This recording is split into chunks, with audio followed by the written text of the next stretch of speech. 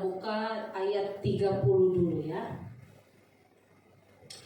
Kemudian Ishak mengadakan perjamuan bagi mereka, lalu mereka makan dan minum.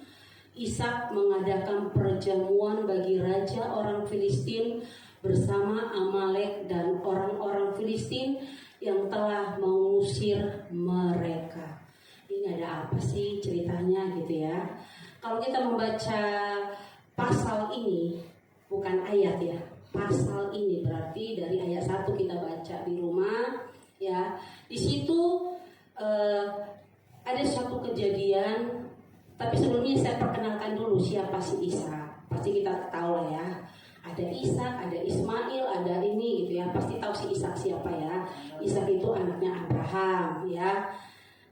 Mungkin karena jarang saya ingatkan kembali, Ishak itu anaknya Abraham. Ya. Nah, kalau kita membaca di pasal 26 ini, di situ kita melihat apa yang dulu dialami Abraham ternyata dialami anaknya juga. Jadi kita Bapak Ibu, apa yang kita lakukan ternyata bisa juga imbasnya ke anak-anak kita, ya. Kenapa bisa begitu? Kita nanti lihat aja jalan ceritanya, biar seru. Ya, kalau kayak sinetron, kalau langsung diomongin di akhirnya nggak seru. Ya, kita ikutin dulu. Ya, di sini Ishak mengalami apa yang dialami oleh Abraham.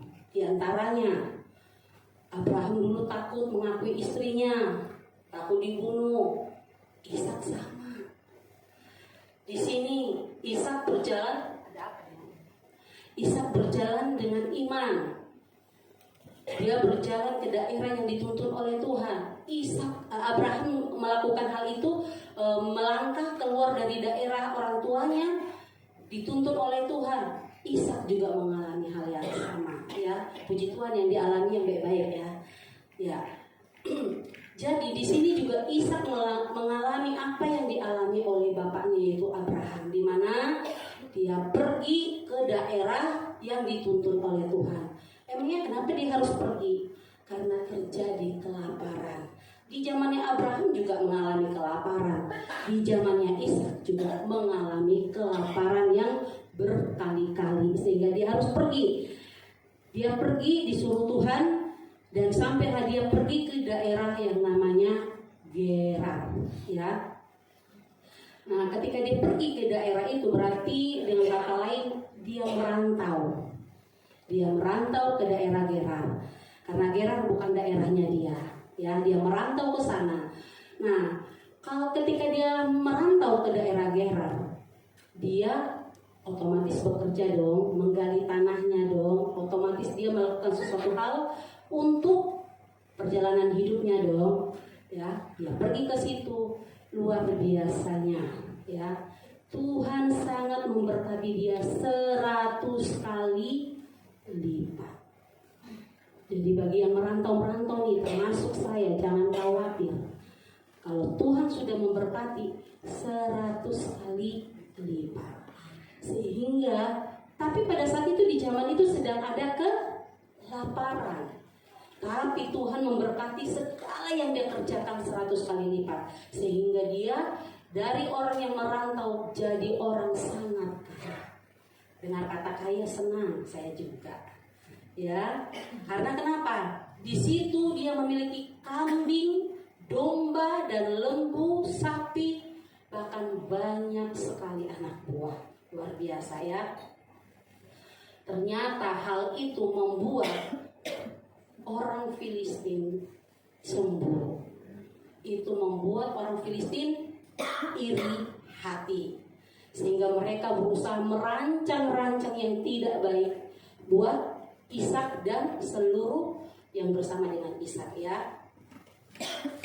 Nah, ini saya persingkat, ini jalan ceritanya ya.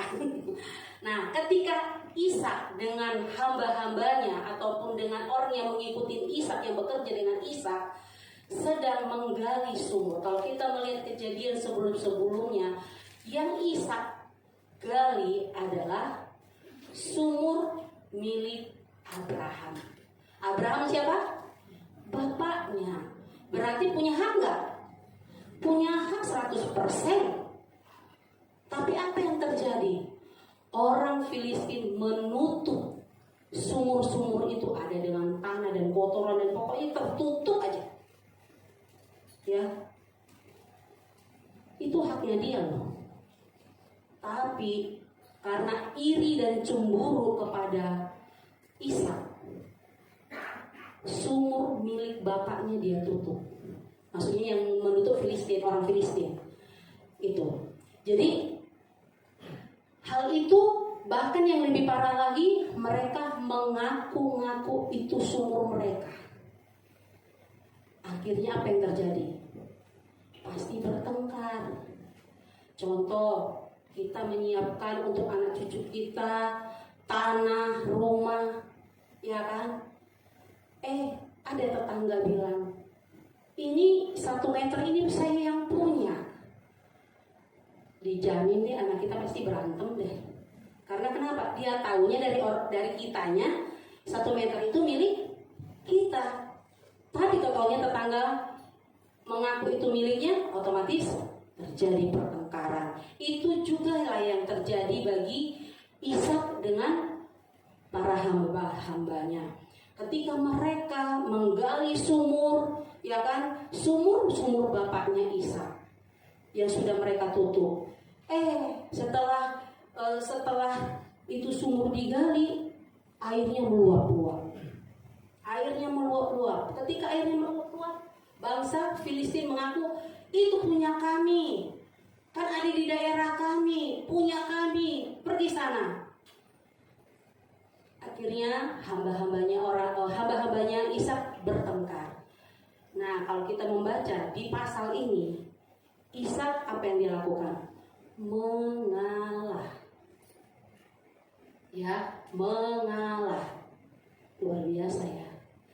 Tapi dari sini kita bisa melihat ternyata cemburu, iri hati itu berbahaya. Karena kenapa? Merancangkan yang tidak baik, membuat keributan. Ayo jaga hati kita. Jangan kita lihat tetangga kita tiba-tiba perasaan sama-sama merintis usaha yang sama, tapi kok mobilnya mereknya ini, saya kok masih sepeda motor aja. Jaga hati, ya, jaga hati, ya, bahaya itu. Karena di sini kita belajar bahwa ternyata rasa cemburu dan iri hati itu membuat pertengkaran, membuat kita jadi melakukan hal yang tidak baik. Di sini orang Filistin lupa, kalau kita membaca ayatnya, yang membuat Ishak diberkati 100 kali lipat itu siapa? Tuhan. Saya yakin orang Filistin juga sebenarnya sudah gali-gali sumur, sama seperti yang dilakukan Ishak dan hamba-hambanya. Tapi karena tidak diberkati Tuhan, sumurnya kosong, gak ada airnya. Tapi setiap Ishak dan hamba-hambanya menggali air, Tuhan berkati, sumurnya meluap-luap. Saya pernah di kampung melihat, saya punya, kalau kami orang Batak bilangnya obong, ya. Itu menggali air itu ternyata tidak mudah. Dia harus punya prediksi-prediksi di mana titik air itu dengan segala caranya dia, saya juga tidak begitu paham. Setelah itu sudah ada sumur, dimasukkan lagi pasir, baru nanti dia garuk lagi, begitu terus sampai tanah-tanah hitam-hitam ya, itu kebuang. Ternyata entah berapa tahun lagi nanti dia harus mengambil pasir yang di sumur, kalau di sana dibilang air godang ya.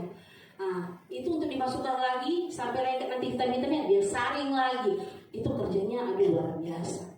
Sampai akhirnya air itu layak untuk diminum. Setelah itu sumurnya juga, airnya juga ada penyaringan lagi. Ada kayak bekas padi-padi lah, ada lagi kayak pasir dimasukin ke dalam karung lah. Saya melihat itu sangat luar biasa. Saya tidak tahu bangsa Israel melakukan hal itu atau tidak, tapi saya pernah melihat dalam proses supaya sumur itu bisa digunakan itu panjang.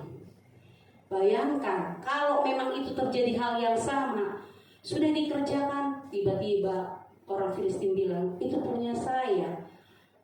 Sakitnya itu bukan hanya di hati, tapi di dompet juga.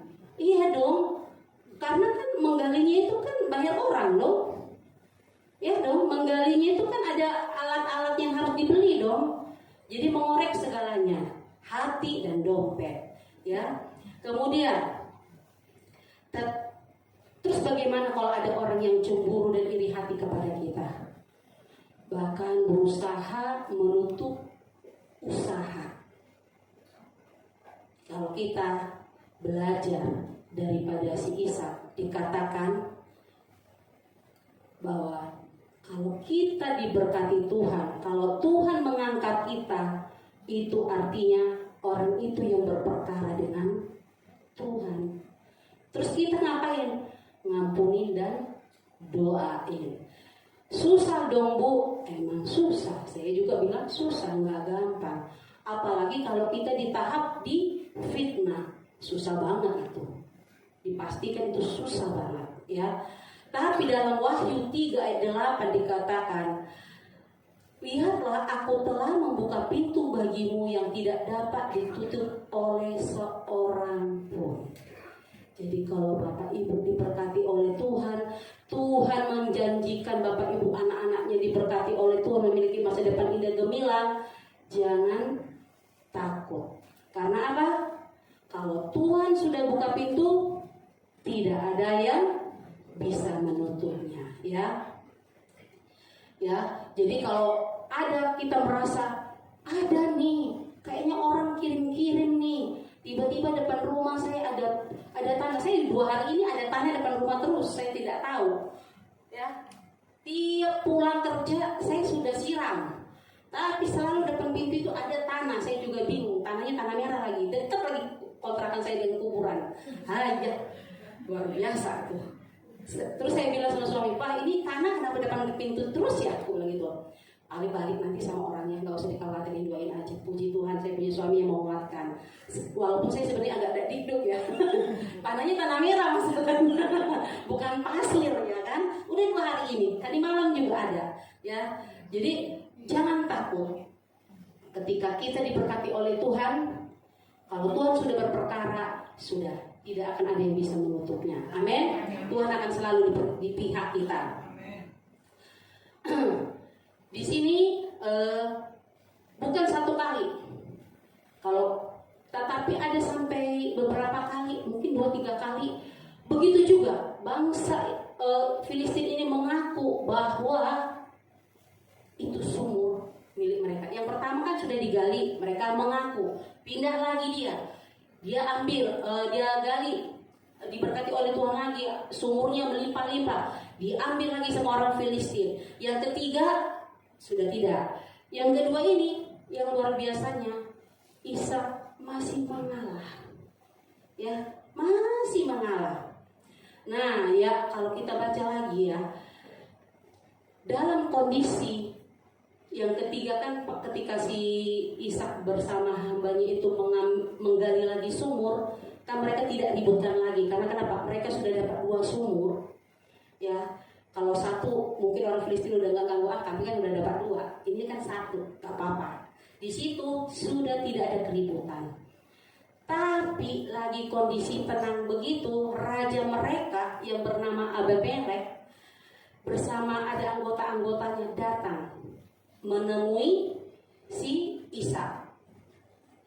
Kalau kita melihat tadi di mana bangsa Filistin itu sangat luar biasa membuat sesuatu hal yang tidak baik buat Ishak, saya rasa harusnya diusir ya.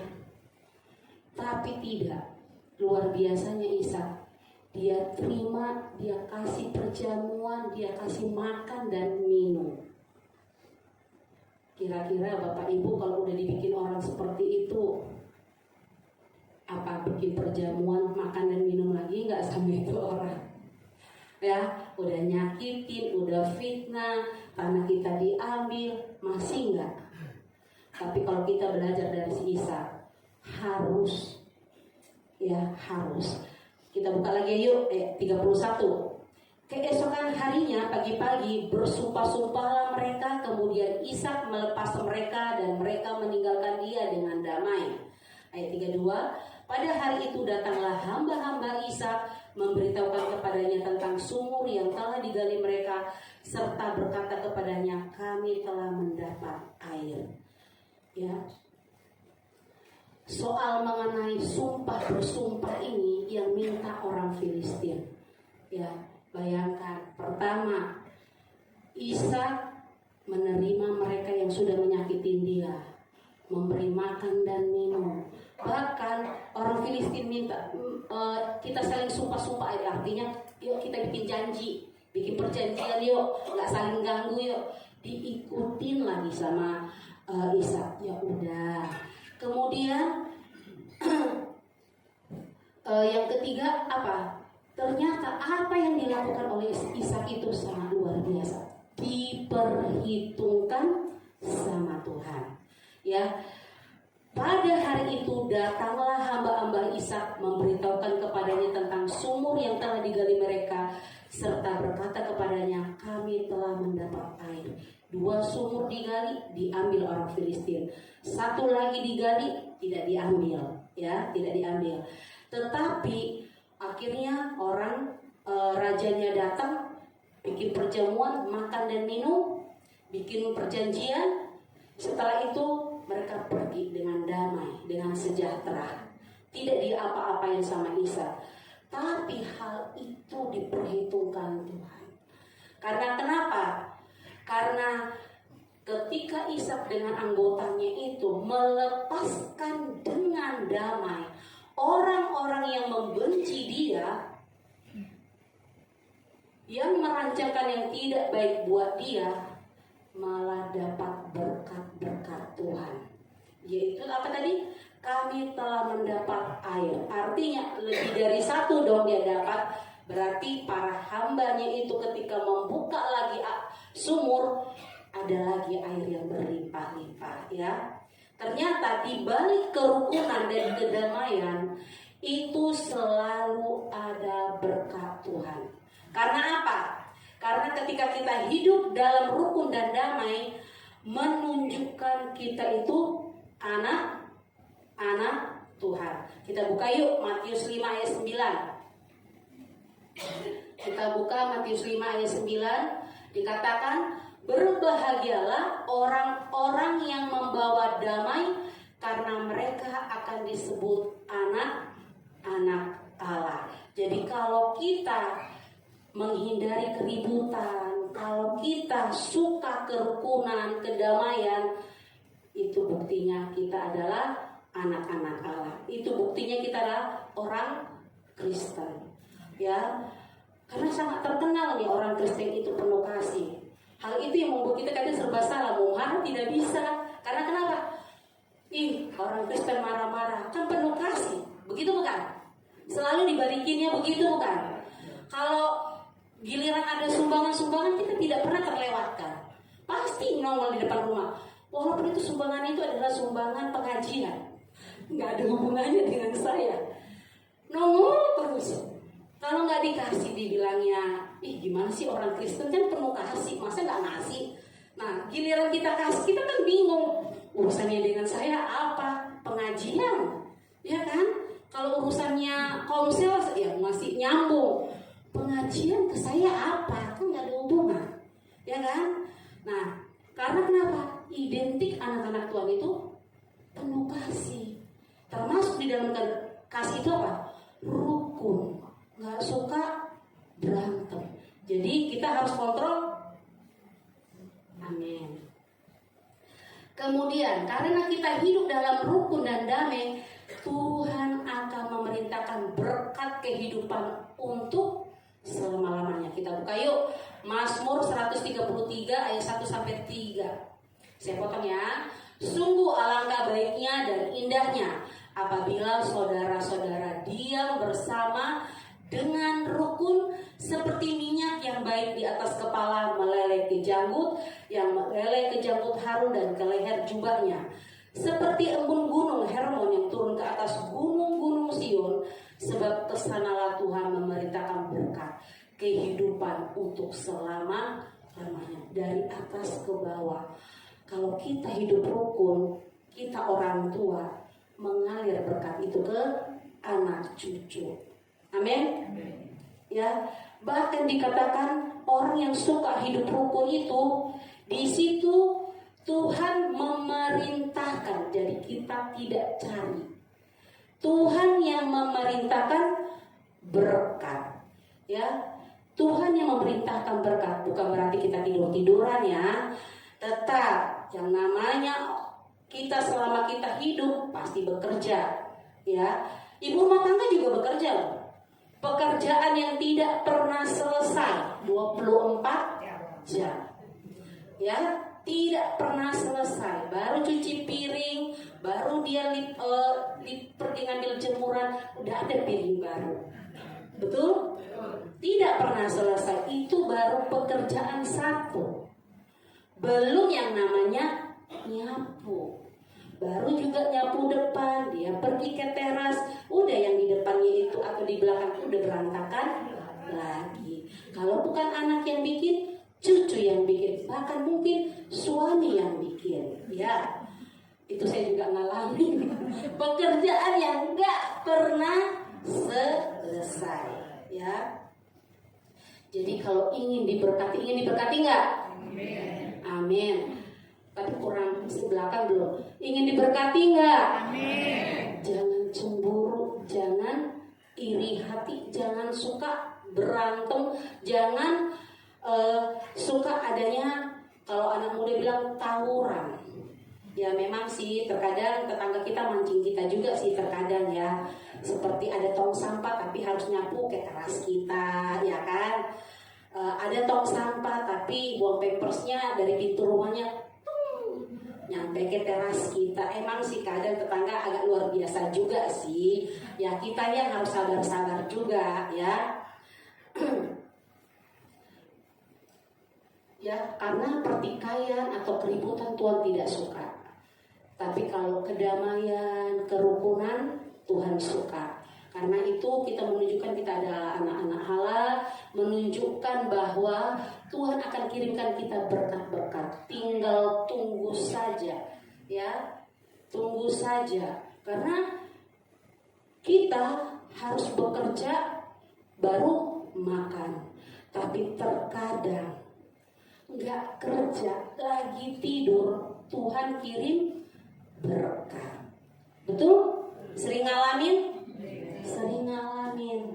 Bekerja baru makan. Betul. Tapi terkadang lagi tidur, ada yang ketok pintu, bawa martabak yang kita nggak tahu. Kita kepengennya kemarin, atau lagi mimpi kepengen, mungkin tiba-tiba ada yang ketok pintu, ya kan? Dikirim mama kita.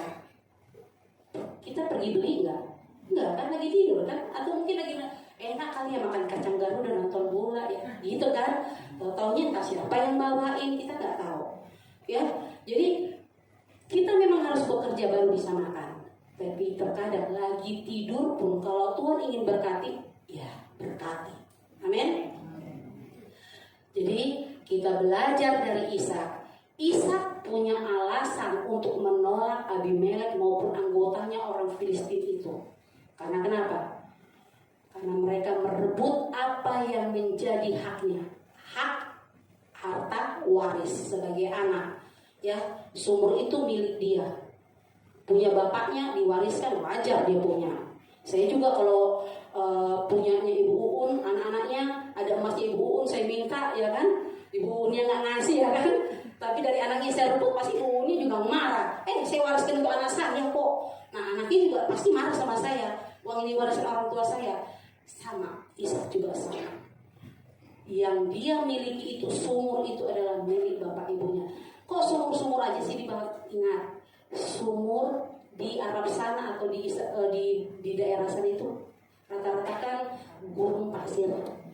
Air itu sangat berharga. Jangankan di sana, kita mati air sehari, stres kita. Stres sehari aja, nggak usah sehari deh. Malam itu kan aktivitas sudah tidak ada. Coba deh dari jam 1 ke jam 6 pagi aja. Bawa pesing tuh kamar mandi. Gak usah jauh-jauh, seharian gak usah. Dari jam 1 pagi saatnya tidur ke jam 6 pagi air mati. Yakin deh itu ibu-ibu gak bisa tidur. Karena toiletnya piring-piring, ya kan? Nggak tahu tuh ceritanya itu besok pagi bagaimana ke rumah. Benar nggak?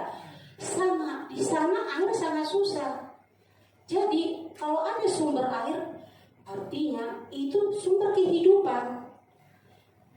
Nah, berarti itu melebihi harta berlian, emas, perak, itu melebihi. Karena itu menyangkut ke kehidupan. Nah, ketika hal itu diambil atau menjadi milik orang lain, apa yang diwariskan orang tuanya, harusnya Ishak marah. Tapi dia lebih memilih untuk mengalah. Belum lagi dia diusir oleh orang Filistin. Belum lagi bahkan sumur mereka diakui milik mereka. Banyak hal kejahatan gara-gara iri hati ini yang dialami oleh Ishak. Tapi dia memilih mengalah. Jadi kalau kita mengalah, kita memilih rukun, Tuhan perhitungkan. Jangan takut ya. Kok bisa ya Ishak begitu? Karena dia tahu Allah bapaknya itu Allah yang hidup. Dia melihat melalui kesaksian orang tuanya. Pasti kita dong, khususnya orang Batak, apa yang dialami orang tua atau silsilah apalagi ya kan, harus dihafalkan ke anak-anaknya. Ya, harus dihafalkan. Terkadang saya pusing. Mak, saya ini sebenarnya Simanjuntak apa, Mak? Simanjuntak itu terbagi dua. Belakang sama depan. Jadi aku Orbo Pudi, Orbo belakang. Oke, kerbau belakang ya, berarti mantap ya maksudnya. Terus apalagi Mak? Nomor 15. Oh, berarti karena bapakmu 14. Oh, apalagi Mak? Utar bulu. Nah, terus apa? Itu saya udah gak hafal. Kebanyakan saya pusing. Ini saya yakin Abraham juga menceritakan pengalaman hidupnya, pertolongan Tuhan selama hidupnya kepada Ishak. Sehingga dia sangat yakin Allah bapaknya itu Allah yang hidup. Sehingga dia tidak takut. Apapun yang terjadi di depannya, dia tidak takut. Karena dia tahu Allah yang dia percaya itu adalah Allah yang hidup. Kalau saya membacakan Kejadian 26 ayat 24, akulah Allah ayahmu Abraham. Jangan takut sebab aku menyertai engkau. Aku akan memberkati engkau dan membuat banyak keturunanmu karena Abraham hambaku itu. Jadi kita orang tua, kita percaya bukan Allah kita itu adalah Allah yang hidup. Amin. Ceritakan kepada anak cucu, karena hal itu akan diperhitungkan Tuhan. Seperti tadi dibilang apa? Berkat itu dari atas mengalir ke bawah. Bapak Ibu setia kepada Tuhan, berkat itu akan diperhitungkan oleh Tuhan, mengalir juga ke anak cucu, cicit dan seterusnya. Amin. Jadi jangan takut. Ya. Jadi mari kita hidup rukun dan hidup damai karena ada berkat Tuhan. Karena itu membuktikan kita ini adalah anak-anak Tuhan. Puji nama Tuhan.